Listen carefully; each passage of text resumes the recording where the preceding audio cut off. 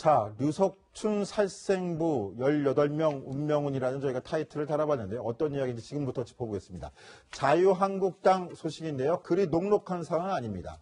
류석춘 혁신위원장이 혁신 작업을 시작하기도 전에 당내 초선 의원들의 반발에 부딪힌 모양새인데요. 이런 가운데 홍준표 대표가 오늘 오전 초선 의원들과 연석회의를 가졌습니다. 어떤 이야기가 오갔을까요? 함께 들어보시죠.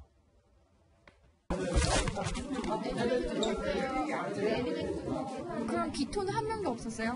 뭔가 반대하는 의견이나 너무 우클릭하는 거 아니냐 아니, 이런 이제 의견 하나도 없었어요? 그런 의견이 여럿 있었죠. 있었어요? 예. 오늘 그런 얘기 나온 거죠. 의원님들이 몇 분 걱정이 된다. 네, 했지만은 이제 뭐 아예 합리적으로 잘할 거다 그렇게 이야기하셨어요. 재밌는 정당, 젊은 사람과 중도층에 다가가는 정당이 되지 않겠느냐라고 표현이 굉장히 완곡하게 다 했어요. 자, 오늘 자유한국당 아침에 있었던 연석회의 직후 모습인데요. 자, 이현수 기자. 네. 홍준표 대표를 향해서 여러 초선 의원들이 우려의 목소리를 내뱉었고 그 주제는 류석춘 혁신위원장이라고 전해졌습니다. 홍준표 대표 어떻게 반응했습니까?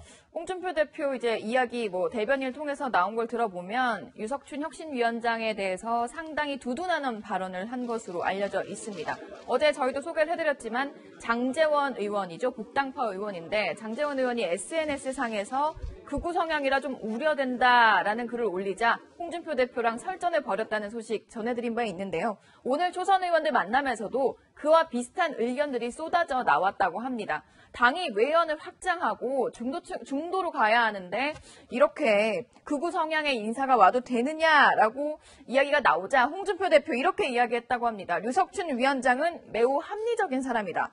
그리고 초선 의원들에게 어항 속에 물고기가 돼선 안 된다라고 이야기를 했다는데 홍준표 대표가 이 유석춘 혁신위원장을 미국에 가기 전부터 사실상 점 찍어놨다고 하더라고요. 그리고 사석에서 만나서 유석춘 위원장을 보수의 아이콘이다라고 이렇게 칭찬하기도 했다는데 이 혁신위원장의 행보에 대해서 홍준표 대표가 잘 될 거다, 걱정하지 말아라라고 적극적으로 설득했다고 합니다. 류석춘 위원장 어제 취임 일성으로 기자들과 만나서 박근혜 대통령 탄핵은 억울한 일이다 이렇게 내비치면서 당 내에서도 극우 논란이 벌어지고 있는 건데 이런 와중에 류석춘 살생부가 또 당 안팎을 뜨겁게 달궜습니다. 자, 이현수 기자, 네. 이 살생부 이야기 뭔가요? 그러니까 류석춘 혁신위원장이 이제 그 교수잖아요. 그러면서 그 전에 기억하시겠지만 20대 총선에서 자유한국당이 1당 지위를 잃었습니다. 참패를 했었죠. 그때 논문을 하나 발표를 했습니다. 19대 국회의원들, 특히 새누리당 의원들을 집중 그 법안 공동 발의한 내용을 분석을 한 건데요. 거기서 유석춘 혁신위원장이 철학이 없는 국회의원 52명을 꼽았습니다. 그런데 이 중에서 지금 자유한국당에 남아있는 의원은 18명이고요. 제가 좀 주요 인물들을 추려봤는데요. 친박계 의원들은 중에서는 서청원 의원, 김태흠 최고위원이죠. 그리고 이완영 의원, 이우현 의원이 포함되어 있고요. 범친박계로는 정우택 원내대표도 포함이 되어 있습니다. 여기 명단에는 없지만 나경원 의원이라던가 여러 의원들이 포함이 되어 있는데 사실상 이 철학이 없는 국회의원이다라고 실명으로 비판을 했던 만큼 이들이 이번에 인적쇄신 대상의 주요 대상이 되는 게 아니냐라는 지적이 나오고 있고요. 이 명단에 포함된 의원들이 이제 철학이 없다라고 포함이 된 기준은 야당 의원들의 법안에 공동 발의를 많이 해줬느냐, 그리고 운동권 출신 야권 의원들에게 많이 협조를 해줬느냐, 그리고 새누리당의 중점 법안에 공동 발의를 왜 하지 않았느냐, 이런 기준들로 꼽아진 철학이 없는 국회의원들입니다.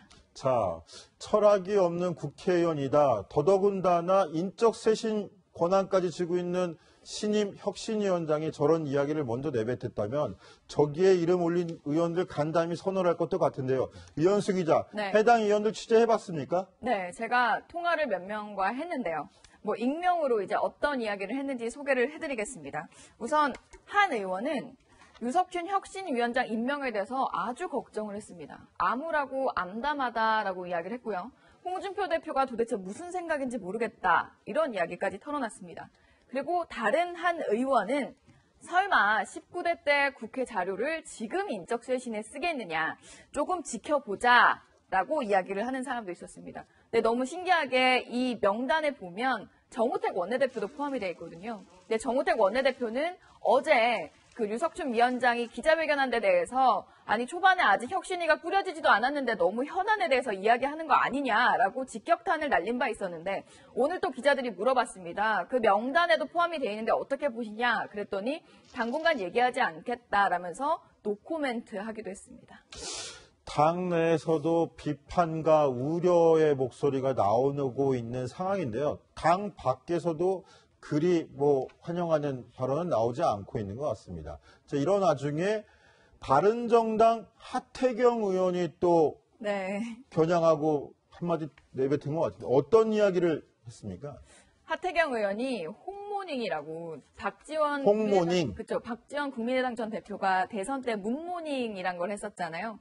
그런 것처럼 아침 회의마다 하태경 의원이 홍준표 대표를 향해서 비판을 하고 있는데 오늘은 좀 칭찬을 하겠다라면서 이 류석춘 위원장 임명과 관련해서 극우 일베 정당으로 분명히 해주신 것에 대해서 감사하다라고 밝혔습니다. 그러니까 그 배경은 바른정당과 자유한국당의 노선이 이제 뚜렷해졌다.